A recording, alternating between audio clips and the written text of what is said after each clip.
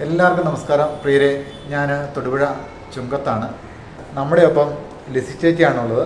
ഈ കുടുംബജീവിതത്തെക്കുറിച്ചാണ് ലിസി ചേച്ചിയായിട്ട് സംസാരിക്കാനായിട്ട് ഉദ്ദേശിക്കുന്നത്. നമുക്ക് വീഡിയോയിലേക്ക് പോകാം. എനിക്ക് പരിചയമുള്ള ഒരു കുടുംബമുണ്ട്. അതായത് അവർ രണ്ടുപേരും ഗൾഫിൽ ജോലി ചെയ്യുന്നു. രണ്ടുപേരും ഒരേ പ്രൊഫഷനാണ്. അവർ രണ്ടുപേരും ഒരേ സ്ഥലത്ത് ജോലി ചെയ്യുന്നു. അവിടെ വീടുണ്ട്, അവർക്ക് കുഞ്ഞുങ്ങളുണ്ട്. അവർ വളരെ സന്തോഷമായിട്ടാണ് ജീവിച്ചിരുന്നത്. അപ്പം ഈ കൂടെ ഈ ചെറുക്കന് പ്രൊമോഷൻ കിട്ടി. അവൻ വലിയൊരു പദവിയിലേക്ക് ഒരു 6 മാസം കൊണ്ട് ഉയർന്നു. ഈ 6 മാസം കൊണ്ട് ഉയർന്നു കഴിഞ്ഞപ്പോഴേക്കും ഇവനങ്ങ് തിരക്കായി. പിന്നെ അടുത്ത പ്രൊമോഷൻ വേണമെന്ന് പറഞ്ഞ് ഈ ജോലിയിലേക്ക് തന്നെ അങ്ങ് ശ്രദ്ധ കേന്ദ്രീകരിക്കുകയും ഈ ഭാര്യയോട് മിണ്ടാൻ നേരമില്ല, കുഞ്ഞുങ്ങളോട് വർത്തമാനം പറയാൻ നേരമില്ല. അങ്ങനെ അതായത് ഒന്നിനും സമയമില്ല. അങ്ങനെ അങ്ങോട്ട് തിരക്ക് പിടിച്ചങ്ങോട്ട് പോയി ഈ കുടുംബജീവിതത്തിൽ. അപ്പോൾ കുറേ കഴിഞ്ഞപ്പോഴത്തേനും ഈ ആദ്യമൊക്കെ നമുക്ക് പ്രൊമോഷൻ കിട്ടുന്നതിൽ ഭാര്യയ്ക്കും സന്തോഷമായിരുന്നു. അവന് ശമ്പളം കൂടുതൽ കിട്ടുന്നു, അവരുടെ ജീവിതം ഒന്നും കൂടെ മുന്നോട്ട് നല്ല രീതിയിൽ പോകുമ്പോൾ വളരെ സന്തോഷിച്ച ഒരു കുടുംബിനിയാണ്.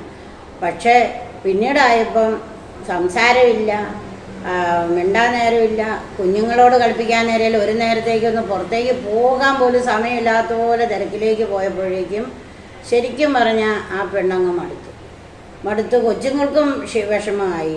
അങ്ങനെ പലതവണ ഇവനോട് ഈ കാര്യങ്ങൾ സംസാരിക്കാനെല്ലാം ശ്രമിക്കുമ്പോഴേക്കും ഒഴിഞ്ഞു മാറി ശരിക്കും പറഞ്ഞാൽ അവർ 2 പാത്രമായി. അത് കഴിഞ്ഞ് കുറച്ച് കഴിഞ്ഞപ്പോഴത്തേനുമാണ് ഇവള് മിണ്ടുന്നില്ല, ഇവർക്ക് ഇവരുടെ കൂടെ ജീവിക്കാൻ പറ്റുന്നില്ലെന്നുള്ളൊക്കെയുള്ള കേസുകളിലേക്ക് വന്നപ്പോഴേക്കുമാണ് ഇവന് പരിസരബോധം വരെ ഉണ്ടാകുന്നത്. അത് കഴിഞ്ഞ് പരിശ്രമിക്കുന്നുണ്ട്. പക്ഷേ പുള്ളിക്കാരിക്ക് അങ്ങോട്ട് വളരെ ബുദ്ധിമുട്ടായി.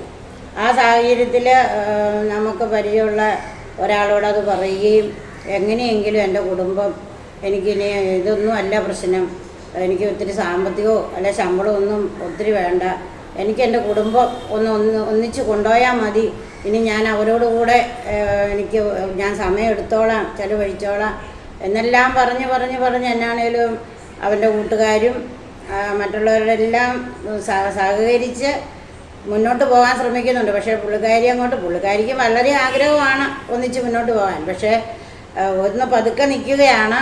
അപ്പോൾ നമുക്കറിയാം, നമ്മുടെ ജോലിയും കുടുംബവും ഒന്നിച്ച് കൊണ്ടുപോകാൻ നമ്മൾ 2 പേരും പരിശ്രമിക്കണം. കാരണം തിരക്കുകളിൽ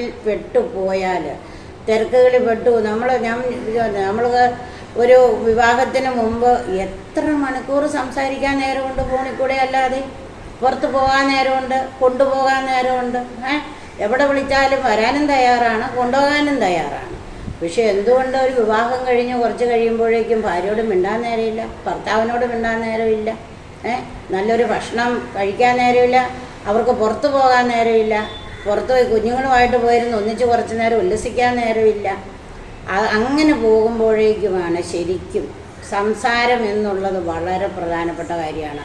കുടുംബത്തിൽ വന്നാൽ മിണ്ടാൻ നേരമില്ലാത്തതാണ് പലർക്കും. എല്ലാവരും ഒന്നുമില്ല, ഫോണിലോട്ട് നോക്കിയിരിക്കുന്നു, അല്ലെങ്കിൽ TV നോക്കിയിരിക്കുന്നു, അല്ലെ പത്രത്തെ നോക്കിയിരിക്കുന്നു. എന്തുകൊണ്ട് ഭാര്യയോട് മിണ്ടുന്നില്ല? ഒരു വർത്തമാനം കേൾക്കാൻ ആഗ്രഹിച്ചായിരിക്കുന്നത്. അതുപോലെ ഭർത്താവും ഭാര്യ, അതുപോലെ തന്നെ 2 പേരും തമ്മിലുള്ള സംഭാഷണത്തിൽ വളരെയധികം കാര്യങ്ങൾ ഒളിഞ്ഞിരിപ്പുണ്ട്. ഒരിക്കലും നമ്മൾ ഒരു കാര്യവും മറച്ചു വെക്കേണ്ടവരല്ല. അതായത് തുല്യമായ അവകാശത്തോടും സ്നേഹത്തോടും കൂടി കടന്നു വന്നവരാണ് നമ്മൾ. തുല്യ പങ്കാളിത്തം. കാരണം ബഹുമാനം ഭാര്യയ്ക്ക് കൊടുക്കണം, ഭർത്താവിനും കൊടുക്കണം. ആ ബഹുമാനം 2 പേരും ആഗ്രഹിക്കുന്നുണ്ട്. അതുപോലെ തന്നെ 2 പേരും ഈ ഒളിച്ചു വെക്കുന്ന ഒരു കാര്യങ്ങൾ ഒളിച്ചു വെക്കുന്നതിലാണ്. ചിലർ ഒരു ഫോൺ എടുത്ത് നോക്കുന്നു. അപ്പോഴത്തേനും ഈ കഴിഞ്ഞ ദിവസം തന്നെ കണ്ടില്ലേ, ഫോൺ എടുത്ത് നോക്കിയപ്പോൾ ഭർത്താവ് വേറൊരുത്തരുടെ കൂടെ നിൽക്കുന്നു. അവരുടെ ഫോട്ടോസ് അവർ പല സ്ഥലത്ത് കറങ്ങാൻ പോയിരിക്കുന്നു. വെളിച്ചെണ്ണ വെള്ളവും കൂടെ തിളപ്പിച്ച് ഒഴിച്ചു. എന്തുകൊണ്ടങ്ങനെ സംഭവിക്കുന്നു? നമ്മൾ ഒരിക്കലും നമ്മുടെ കുടുംബജീവിതം മാത്രമേ സത്യമായിട്ടുള്ളൂ. വേറൊരു ജീവിതത്തിലേക്ക് കടന്നു പോയാലും അത് തെറ്റാണ്. ആ തെറ്റിലേക്ക് നമ്മൾ കടന്നു ചെല്ലുമ്പോൾ നമുക്കുണ്ടാകുന്ന പ്രശ്നങ്ങൾ എന്തൊക്കെയാണ്? ഒരു ഭാര്യയും കുഞ്ഞുങ്ങളും ഉള്ളവൻ, ഒരു ഭർത്താവും കുഞ്ഞുങ്ങളും ഉള്ളവൾ, ഇവരെന്തുകൊണ്ട് വേറൊരു ബന്ധത്തിലേക്ക് പോകുന്നു? ഈ ബന്ധത്തിലേക്ക് പോകുന്നത് വെറും, അതായത് അതിനകത്ത് യാതൊരു സത്യസന്ധതയുമില്ല. കാരണം അവരെന്തെങ്കിലും ഇവരിൽ നിന്ന് മേടിച്ചെടുക്കാൻ ആഗ്രഹിക്കുന്നുണ്ട്. കാരണം ഒന്നുമില്ല, സമ്പത്തായിരിക്കും, അല്ലെങ്കിൽ അവരുടെ കുടുംബജീവിതം തകർക്കാനായിരിക്കും, എന്താണെന്ന് നമുക്കറിയത്തില്ല. ഒരിക്കലും ഒരു ഭാര്യ മരിക്കുന്നോളം വരെ ചില പെണ്ണുങ്ങൾ ആണുങ്ങളുടെ കൂടെ കൂടും.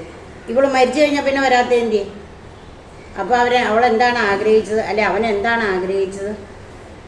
ശരിക്കുള്ളൊരു കുടുംബജീവിതമാണ്. ശരിക്കുള്ള കുടുംബജീവിതം എന്ന് പറയുന്നത് ഭാര്യാഭർത്തൃബന്ധം മാത്രമേ ഉള്ളൂ. വേറൊന്നും ശാശ്വതമായ ബന്ധങ്ങളല്ല. ആ ബന്ധങ്ങൾ അതാണ് നമ്മുടെ കുടുംബം തകർത്തുകൊണ്ടിരിക്കുന്നത്. പിശാചിൻ്റെ ഇടപെടലും മുഴുവനും നമ്മുടെ കുടുംബജീവിതത്തിലേക്ക് വരുന്നത് ഈ ബന്ധങ്ങൾ തകർക്കുക എന്നുള്ളതാണ്. ഭാര്യ ഭർത്താവ് ബന്ധം തകർന്നു, ഒരു കുടുംബവും തകർന്നു. ഒരു കുടുംബം തകർന്നാൽ അവൻ രക്ഷപ്പെട്ടു. അതായത് ഒരു കുടുംബത്തിലൂടെയാണല്ലോ സകല കാര്യങ്ങളും വരുന്നത്. അപ്പോൾ ആ കുടുംബം തകർക്കുക എന്നുള്ള, ആ കുടുംബം തകർക്കാൻ നമ്മൾ നിന്ന് കൊടുക്കരുത്. കാരണം വേറൊരു ബന്ധത്തിലേക്ക് പോയാൽ നമുക്കതിനകത്ത് പേടിയും ഭയവും, നമ്മുടെ മാനഹാനി, ജീവഹാനി, ധനനഷ്ടം, ഇത്രയും നഷ്ടങ്ങൾ ഇതിലൂടെ വരികയാണ്. കാരണം ഇത്രയും നഷ്ടപ്പെട്ടു പോയി എല്ലാം തീർന്നു, അത്രേ ഉള്ളൂ. കാരണം ഇതോടുകൂടി നമ്മുടെ മൊത്തം തീർന്നു പോവുക. അതേസമയം നമ്മുടെ ഭാര്യ ഭർത്താവ് ഏത് ഭാര്യേനെ കിട്ടുന്നു, ഏത് ഭർത്താവിനെ കിട്ടുന്നു, അവരെ സ്നേഹിക്കണം. അവരെ സ്നേഹിക്കുക. ഈ ലോക ജീവിതത്തിൽ അവരോടുകൂടെ സന്തോഷിക്കുക, പരമാവധി സന്തോഷിക്കുക, ആഹ്ലാദിക്കുക, സന്തോഷിക്കുക, ജീവിക്കുക. കാരണം അത്ര ഒരു സന്തോഷവും ജീവിതവും വേറെ ആരുടെ കൂടെ പോയാലും ഇല്ല. കാരണം ഈ കണ്ടുമുട്ടുന്നവരും ചിരിച്ചു കാണിക്കുന്നവരും ഒന്നും സത്യമല്ല. അത് സത്യമല്ല എന്ന് മനസ്സിലാക്കി നമ്മൾ മുന്നോട്ട് പോയാൽ നമ്മുടെ കുടുംബജീവിതത്തിന് യാതൊരു പ്രശ്നങ്ങളും ഇല്ല. പിന്നീട് നമുക്ക് വരുന്നത് സന്ധ്യാപ്രാർത്ഥനകൾ. ഏത് ജാതി മതഭേദമായിക്കോട്ടെ എല്ലാവർക്കും പ്രാർത്ഥനയുണ്ടല്ലോ, എല്ലാവർക്കും പ്രാർത്ഥനയില്ല. ഈ നമ്മുടെ വീട്ടിൽ നിന്ന് പോയതും ഈ പ്രാർത്ഥന തന്നെ. ഈ പ്രാർത്ഥനയുടെ സമയത്ത് നമ്മൾ എന്താണ് ചെയ്യുന്നത്? അതാണ് ഏറ്റവും വലിയ തെറ്റ്. നമ്മുടെ മക്കളെയും നമ്മുടെ ഭർത്താവ്, നമ്മുടെ മാതാപിതാക്കൾ എല്ലാവരും ഒരുമിച്ചിരുന്ന് ഒരു 10 മിനിറ്റ് നേരം നമ്മുടെ ദൈവത്തെ വിളിക്കുക. അവിടെ നമ്മുടെ ദൈവമുണ്ട്. അവിടെ പിശാചിന് കടന്നു വരാൻ പറ്റത്തില്ല. അവിടെ നമുക്ക് വലിയ വലിയ സാമ്പത്തിക നേട്ടം പോലെ തന്നെ നമ്മൾ ആഗ്രഹിക്കുന്ന നേട്ടങ്ങൾ കൈവരും. യാതൊരു പ്രശ്നങ്ങളും ഇല്ല. അപ്പോൾ ഈ രീതിക്ക് നമ്മൾ മുന്നോട്ട് പോകണം. അതായത് നമ്മൾ അങ്ങനെ മുന്നോട്ട് പോയെങ്കിൽ മാത്രമേ നമ്മുടെ കുടുംബജീവിതം മുന്നോട്ട് കൊണ്ടുപോകാൻ പറ്റത്തുള്ളൂ. കുടുംബജീവിതം ആരോഗ്യകരമാണെങ്കിൽ നമ്മുടെ സമൂഹവും നമ്മുടെ സ്ഥാനങ്ങളും എല്ലാം നന്നായിട്ട് പോകും. അതിലാണ് നമ്മൾ ശരിക്കും വിലയിരുത്തി നമ്മൾ മുന്നോട്ട് പോകേണ്ടത്. ഇനി നമ്മൾ ഏത് ലോകത്തിൽ ചെന്നോട്ടെ, അമേരിക്കയിൽ ചെന്നോട്ടെ, ഏത് രാജ്യത്ത് ചെന്നാലും കുടുംബജീവിതം ഇല്ലെങ്കിൽ ആർക്കാ സമാധാനം? മധ്യത്തിൽ നമുക്ക് എന്തോരം സമാധാനം കണ്ടെത്താൻ പറ്റും? മറ്റുള്ള ബന്ധങ്ങളിൽ നമുക്ക് എത്ര സമാധാനം കണ്ടെത്താൻ പറ്റും? ഒരു സമാധാനം കണ്ടെത്താൻ പറ്റില്ല. കുടുംബജീവിതത്തിൽ വിള്ളലുണ്ടായാൽ സമാധാനം എന്ന് പറയുന്നത് നമ്മുടെ ജീവിതത്തിൽ നിന്ന് പോയി. എന്തിനാണ് കളയുന്നേ? അത് ആദ്യം ചിന്തിക്കുക. എന്തിനാണ് നമ്മളത് കളയുന്നത്? നമ്മൾ കളയരുത്. ഇപ്പം ഒത്തിരിയും സ്ത്രീകളും ഈ ആത്മഹത്യയുടെ വക്കീൽ, കുഞ്ഞുങ്ങളെ കൊണ്ട് മരിക്കാനുള്ളതിൻ്റെ ജീവിതത്തിരയിൽ ഒക്കെ, അതായത് പലതരത്തിലും ചെറിയ സ്നേഹക്കുറവും കൊണ്ട് ഉപദ്രവം, അങ്ങനെയുള്ള ഉപദ്രവങ്ങളൊക്കെ നമ്മൾ മറ്റേ ഒരുത്തിനെ മനസ്സിൽ സങ്കല്പിച്ചുകൊണ്ട് ഈ പെണ്ണിനെ വെറുതെ ദ്രോഹിക്കാന്നുള്ളതേ ഉള്ളൂ. നിൻ്റെ ജീവിതവും തകരും, ദ്രോഹിക്കുന്നതിൻ്റെ ജീവിതവും തകരും. അതുകൊണ്ട് ആ ജീവിതം തകർക്കാതിരിക്കണമെങ്കിൽ കിട്ടിയ പെണ്ണിൻ്റെ സൗന്ദര്യമോ അല്ല മറ്റുള്ള കാര്യങ്ങളോ, ഇനി ഞാൻ മനസ്സിൽ കണ്ടുകൊണ്ടുതന്ന പെണ്ണല്ല, ഇതൊന്നും ചിന്തിച്ചിട്ട് കാര്യമില്ല. അവളെ കിട്ടാനും പോകുന്നില്ലല്ലോ. അപ്പോൾ ഉള്ളത് ആരാണ്? എനിക്ക് കിട്ടിയ ഭർത്താവ്, എനിക്ക് കിട്ടിയ ഭാര്യ, ഈ ലോകത്തിലെ ഏറ്റവും വലിയ ഐശ്വര്യറാണി, ഏറ്റവും വലിയ സുന്ദരൻ. അതായിട്ട് രണ്ടുപേരും കരുതണം. മറ്റുള്ള ഭാവനകൾ കൊണ്ടൊന്നും നേട്ടമില്ല. ഭാവനയൊക്കെ വെറും ഭാവന മാത്രമാണ്, അതിന് നമുക്ക് നേട്ടമില്ല. പിന്നെ ഇന്നത്തെ ലോകത്തിലെ നമുക്കറിയാം, ഞാൻ പറഞ്ഞല്ലോ, സകല അധികാരങ്ങൾ കൊണ്ട് തന്നെയാണ് ഒരു പെണ്ണ് ആ വീട്ടിലേക്ക് കടന്നു വരുന്നത്. അവളെ നമുക്ക് നീ ഇങ്ങനെ വന്നതല്ലേ, നീ ഒന്നും കൊണ്ടുവന്നില്ല, ഇതൊന്നും പറയാൻ അവകാശമില്ല, ആർക്കും അവകാശമില്ല. കാരണം എല്ലാവിധ ആ കുടുംബത്തിലേക്ക് വരുമ്പോൾ അവിടെ എന്തുമാത്രം സ്വത്ത്, ധനം, വീട് എന്തെല്ലാം ഉണ്ടോ അതെല്ലാം വന്ന മകൾക്ക് അധികാരപ്പെട്ടതാണ്. അതിന് ആരും ഒരു തടസ്സവും പറയാൻ പറ്റത്തില്ല. അത് ഒരിക്കലും പറയാനും പറ്റത്തില്ല. പിന്നെ നമ്മളോട് പറയുക, നീ ഈ വീട്ടിൽ നിന്ന് ഇറങ്ങടി, നീ ഈ വീട്ടിൽ നിന്ന് ഇറങ്ങടി എന്ന് പറയാൻ ആർക്കും അധികാരമില്ല. അതായത് ഈ വീട്ടിൽ നിന്ന് ഇറങ്ങാൻ പറയുന്നവനാണ് അധികാരം. ആര് പറയുന്നോ സ്ത്രീക്ക്, അതായത് നമ്മളൊരു വീട്ടിലേക്ക് വിവാഹം ചെയ്ത് വന്നുവെങ്കിൽ അവൾക്കാണ് ആ വീട്ടിൽ ജീവിക്കാൻ അധികാരം. അവൾ മാത്രമാണ് ആ വീട്ടിൽ ജീവിക്കേണ്ടവൾ. അല്ലാതെ ഈ പറയപ്പെടുന്നവരല്ല ആ വീട്ടിൽ ജീവിക്കുന്നത്. അതായത് നീ വീട്ടിൽ വേണ്ടാന്ന് പറയുന്നവരൊക്കെ ഇറങ്ങിപ്പോകാം. അല്ലാതെ പിന്നെ ഈ കല്യാണം കഴിച്ച് വന്നു കഴിഞ്ഞാൽ ഇറങ്ങേണ്ട കാര്യമില്ല, അവളുടെ മക്കളും ഇറങ്ങേണ്ട കാര്യമില്ല. അത് നിയമമാണ്. ആ നിയമം നമുക്കറിയാം. നമുക്കിപ്പോൾ ഒരു കേസുണ്ട്, ആ കേസിൽ പോലീസുകാരൊന്നും കേസെടുത്തില്ല എന്നുണ്ടെങ്കിലാണ് നമ്മൾ വനിതാ കമ്മീഷനെ സമീപിക്കാം. അതുപോലെ നമുക്ക് മനുഷ്യാവകാശ കമ്മീഷനുണ്ട്. ഇതിനെയൊക്കെ സമീപിക്കുമ്പോൾ നമുക്കറിയാം ആർക്കാണ് അവിടെ വില. ഒരു പ്രാവശ്യം അറിഞ്ഞാൽ മതി. എടി നീ ഇറങ്ങടിയെന്നും പറഞ്ഞ് 2 അടി തന്നാൽ ആ അടിക്കുന്നവനാണ് ഇറങ്ങേണ്ടത്. അത് ആദ്യം മനസ്സിലാക്കിയിരിക്കണം സ്ത്രീകൾ. നമുക്ക് ഒത്തിരി അവകാശങ്ങളുണ്ട്. ഈ അവകാശങ്ങൾ അറിയാത്തതുകൊണ്ടാണ് എന്നോട് ഇറങ്ങാൻ പറഞ്ഞു, അടിച്ചു, ഞാൻ പോകുന്നു എന്നും പറഞ്ഞ് പോകേണ്ട കാര്യമില്ല. അപ്പോൾ അതുകൊണ്ട് ഇങ്ങനെയുള്ള അവകാശങ്ങളെക്കുറിച്ചും നമ്മൾ അറിഞ്ഞിരിക്കണം. അത്യാവശ്യ കാര്യങ്ങളും അറിവുകളും നമുക്കുണ്ടായിരിക്കണം സ്ത്രീകൾക്ക്. അതുപോലെ തന്നെ പുരുഷന്മാരും മനസ്സിലാക്കുക, ഈ കെട്ടി വന്ന പെണ്ണിനെ ഒരു കാരണവശാലും ആ വീട്ടിൽ നിന്ന് ഇറക്കാൻ അവന് അധികാരമില്ല. അതിനിപ്പോൾ സ്നേഹിച്ചു കൊണ്ടെന്നായിക്കോട്ടെ, വിവാഹം ചെയ്തുകൊണ്ടെന്നായിക്കോട്ടെ, എങ്ങനെ വന്നാലും ആഗ്രഹപ്രകാരം ആ പെണ്ണെ ഒരു വീട്ടിലോട്ട് വന്നതാണ്. അപ്പം അവൾക്കാണ് അവിടെ പിന്നെ അധികാരം. ആ അധികാരം അവൾക്ക് മരണം വരെ ഉണ്ടായിരിക്കും. അതുപോലെ തന്നെ നമ്മൾ ഈ മാനസിക ബുദ്ധിമുട്ടുകളും പീഡനങ്ങളും ഒറ്റയ്ക്ക് കിടന്ന് സഹിക്കേണ്ട ഒരു കാര്യവുമില്ല. കാരണം സഹിച്ച് നിൽക്കുന്നവൾ എന്നും സഹിക്കാൻ തയ്യാറായിട്ട് നിൽക്കേണ്ട വരും. കാരണം പണി ചെയ്യുന്നവരെന്നും പണി ചെയ്തുകൊള്ളുക, പൈസ ഉണ്ടാക്കുന്നവരെന്നും പൈസ ഉണ്ടാക്കിക്കൊള്ളുക, സഹിച്ച് നിൽക്കുന്നവരെന്നും സഹിച്ച് നിന്നോളുക. അതിൻ്റെ ഒന്നും ആവശ്യമില്ല. കാരണം എല്ലാവരും തുല്യമായിട്ട് കാര്യങ്ങൾ മുമ്പോട്ട് കൊണ്ടുപോയെങ്കിൽ ഈ കാര്യങ്ങളെല്ലാം മുന്നോട്ട് പോവുള്ളൂ. അതുപോലെ തന്നെ ഇന്ന് നമ്മൾ ഇങ്ങനെയുള്ള അവസരങ്ങൾ വരുമ്പം, പ്രശ്നങ്ങൾ വരുമ്പം, നമ്മൾ ഇപ്പം എന്തെല്ലാം സാഹചര്യങ്ങളുണ്ട്. ഫേസ്ബുക്കുണ്ട്, യൂട്യൂബുണ്ട്, മീഡിയയുണ്ട്, പല സംഭവങ്ങളുണ്ട്. അതെല്ലാം നമ്മൾ അറിഞ്ഞിരിക്കണം. അതിലൂടെയും നമുക്ക് ഈ കാര്യങ്ങളെല്ലാം നമുക്ക് പുറത്തുള്ളവരെ അറിയിക്കാൻ പറ്റും. മറ്റ് ജനങ്ങളിലേക്ക് നമ്മുടെ പ്രശ്നങ്ങളെ അറിയിക്കാൻ പറ്റും. പ്രശ്നങ്ങളെ ഞാൻ മുമ്പേ പറഞ്ഞതുപോലെ പരമാവധി നമ്മൾ ഷെയർ ചെയ്ത് കാര്യങ്ങൾ നമ്മൾ സന്തോഷത്തോടെ ജീവിക്കുകയാണ്. ഒരു പ്രശ്നവും നമുക്കുണ്ടാകാൻ പോകുന്നില്ല. അതേസമയം എല്ലാവർക്കും അത് സാധിക്കുകയില്ല. ചിലർ മദ്യത്തിന് അടിമകൾ, അങ്ങനെയുള്ള. ഞാൻ ചോദിക്കുന്ന ഒരു കാര്യമുള്ളൂ, എത്രയോ ആഗ്രഹിച്ചാണ് ഒരു പെൺകുട്ടിയെ ജീവിതത്തിലേക്ക് ക്ഷണിക്കുന്നത്. കാരണം ഇന്നൊരു 10, 35, 40 വയസ്സായാൽ ഒരു പെണ്ണിനെ കിട്ടാനില്ല. ആണുങ്ങൾക്ക് ഒരു പെണ്ണിനെ കിട്ടാനില്ല. ഒരു പെണ്ണുണ്ടോ എന്ന് ചോദിച്ച് എത്ര അമ്മമാരും അപ്പന്മാരുമാണ് നടക്കുന്നത്.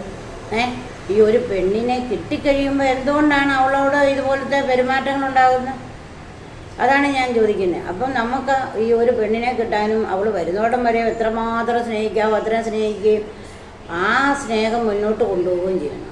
അല്ലാതെ പിന്നീട് ചെറിയ ചെറിയ കാര്യത്തിനെല്ലാം അവളെ ദേഹോപദ്രവം ചെയ്യുന്നത് ഒരിക്കലും ശരിയല്ല, ശരിയായ നടപടിയല്ല. അങ്ങനെയുള്ള കുടുംബം ഛിന്ന ഭിന്നമായി പോകും എന്നുള്ളതിന് യാതൊരു തർക്കവുമില്ല.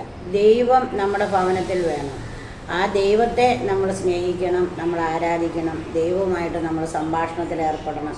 അപ്പം നമ്മുടെ കുടുംബത്തിൽ ദൈവമുണ്ട്. ആ ദൈവമുള്ള കുടുംബം ഒരിക്കലും ഛിന്ന ഭിന്നമാകുകയില്ല. ഈ കുശുമ്പ്, വൈരാഗ്യം, വെറുപ്പ്, ഞാൻ ചോദിക്കട്ടെ, നമ്മുടെ ഒരു സഹോദരങ്ങളുണ്ടെങ്കിൽ നമുക്ക് സഹോദരങ്ങളോടും തൊട്ട് അയൽവക്കക്കാരോടും അല്ലേ വെറുക്കാനും വഴക്കൂടാനും പറ്റുള്ളൂ. ഈ പുറത്തുള്ള ആരുടെയും തൊഴിലോട്ട് അല്ല എവിടെയെങ്കിലും ചെന്നിട്ട് ഒരുത്തൻ്റെ പിടിച്ചടിക്കാൻ ആർക്കെങ്കിലും അധികാരമുണ്ടോ? ഇല്ല. സ്വന്തം സഹോദരങ്ങൾ, ഒരുമിച്ച് ജനിച്ചു വളർന്ന സഹോദരങ്ങളോട് പിണക്കം മരിക്കുന്ന ഓടം വരെ. എന്തിനാ?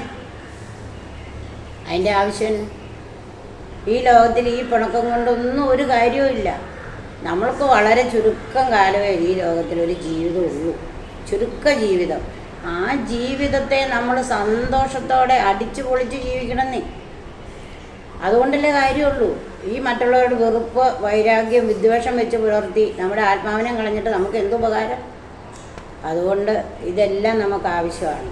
കുടുംബത്തിൽ സഹോദര സ്നേഹം ഉള്ളിടത്ത് ദൈവം, അവിടെ ഏറ്റവും കൂടുതൽ സന്തോഷിക്കുന്ന ദൈവമാണ്. സഹോദരങ്ങളോടുള്ള സ്നേഹത്തിലാണ് ഏറ്റവും അധികം ദൈവം സന്തോഷിക്കുന്നത്. ഒന്നിച്ച് ജനിച്ചു വളർന്നല്ലേ നമ്മൾ. അതുങ്ങളോട് എന്തിനാണ് വിരോധം? അതിൻ്റെ ആവശ്യമില്ല. ഈ സ്നേഹം കണ്ട് വളരുന്ന കുഞ്ഞുങ്ങളും വളരെ സന്തോഷത്തോടു കൂടി നമ്മളെ സ്നേഹിച്ച്, നമ്മുടെ കാരണന്മാരെ സ്നേഹിച്ച് അവരും ജീവിച്ചോളും. ഭാവിയിലേക്കും അങ്ങനെ ജീവിക്കും. അതുകൊണ്ട് നമുക്ക് ലഭിച്ച ഈ ലോകത്തിലെ കുടുംബജീവിതം, നമുക്ക് ലഭിച്ച ജീവിതം ഏറ്റവും സന്തോഷത്തോടു കൂടി മറ്റുള്ളവർക്ക് നന്മ ചെയ്തുകൊണ്ട് ജീവിക്കാനും കുടുംബത്തെ ഏറ്റവും സന്തോഷത്തോടു കൂടി മുന്നോട്ട് കൊണ്ടുപോകാനും എല്ലാവർക്കും സാധിക്കട്ടെ എന്ന് ഞാൻ ആശംസിക്കുകയാണ്, ആഗ്രഹിക്കുകയാണ്. നന്ദി, നമസ്കാരം.